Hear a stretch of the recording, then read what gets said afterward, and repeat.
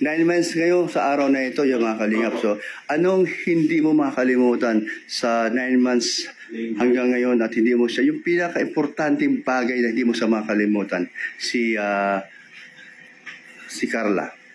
Di makalimutan, actually ko yan, sobrang dami, Kuya Brooks. Kasi, bukod kasi dito sa diet, napunta na rin kami sa ibang lugar eh.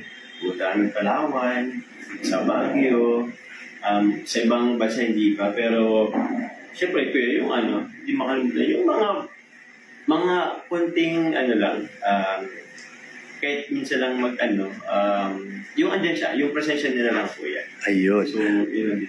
Okay, so, meron akong tatanong sa'yo, napaka-importante ito. Tanong ko lang, sana di ka ma-open sa akin. Mayroon ka bang girlfriend? Wala po. Wala. So, mayroon po posibilidad na baka maging kayo o depende sa sitwasyon mo or sa sitwasyon niya or madidevelop ka habang tumatagal ang inyong love team. Kung sasakali man.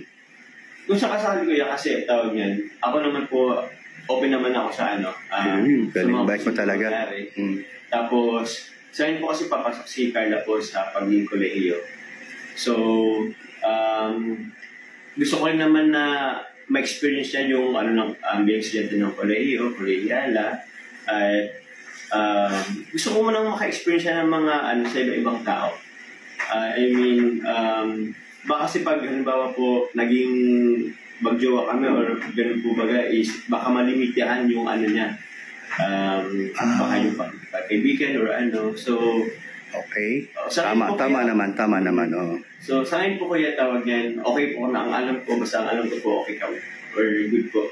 Okay, no? So maganda yung sinabi mo. So hindi mo sa nilagay sa alanganin. Opo.